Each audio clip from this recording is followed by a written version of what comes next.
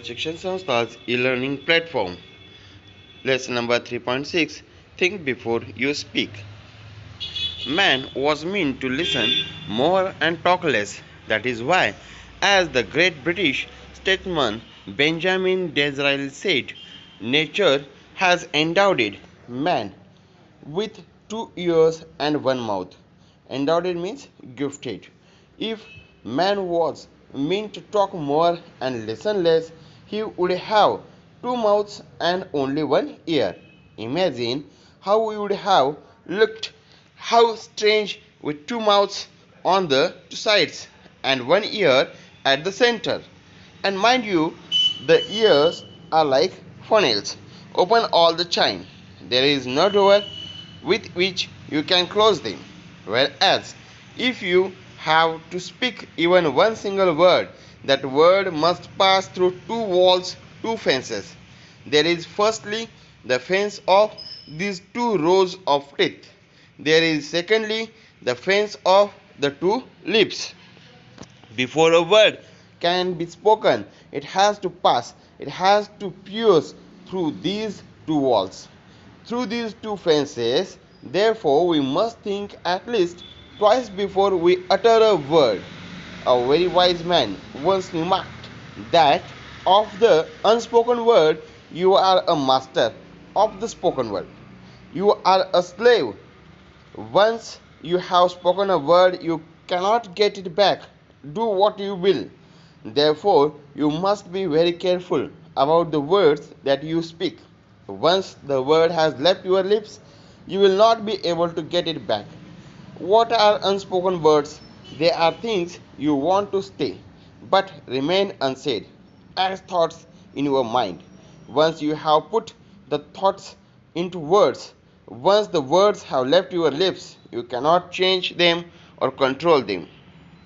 A young man went to his spiritual teacher and said, I have spoken very harsh and unkind words to my friend, and he is deeply hurt. I am afraid I have lost my friendship with him. How can I make amends? Amends means make corrections. The wise teacher gave him a fresh sheet of a blank paper and a pen. He said to the young man, write down on this paper all the harsh things you said to him. The young man did as he was told and showed the paper to the teacher. Now tear up this sheet of paper into as many small bits as you can, the wise teacher said.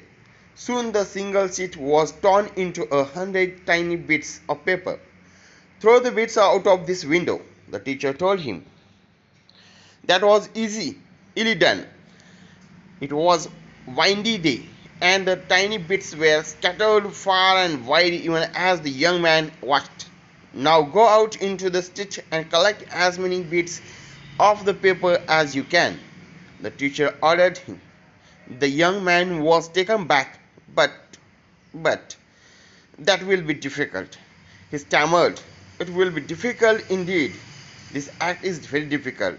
But do give it a try, the teacher suggested. The young man went out. He returned half an hour later, exhausted, means very tired. He had been able to get hold of a single torn bit from the paper he had torn up just a while earlier. This is what happens with the spoken word. The teacher said to him, once you have spoken the words aloud, it is very difficult to take them back. Therefore, learn to think before you speak in anger. Socrates was one of the wisest men of the ancient world, means in an ancient time. Many were the youths whose lives he influenced for the better. Socrates counseled his disciples to keep their mouths shut and speak only when absolutely necessary. O wise one, how may we know when it is right to speak? They asked him. Open your mouth to speak only after you have asked to yourself 3 questions and received an affirmative answer. Means answer should be positive. Affirmative answer to each of the 3, replied Socrates. What were the 3 questions? The first question we must ask ourselves before we speak is it true? If we are not sure about the veracity means truth, whatever we are speaking, it is true or not of what we are saying, it is better that we do not utter a word. When we utter words carelessly, we ourselves become transmitters of untruth. Transmitter means it means person who spreads something. The second question to ask is it pleasant? Means whatever we are telling or speaking, is it good? Is it pleasant? Many are the empty remarks and vain statements that people make in idleness to hurt others. Idleness in laziness. Okay, just only pass the words to hurt the others. There is no any meaning such a words. It is better that these unpleasant words remain unspoken. The third question, according to Socrates, is it useful? Is our statement going to benefit the listener? Will our words bring comfort to someone? Are we likely to help someone with what we say? Only in that case should we go ahead and speak. Thank you very much.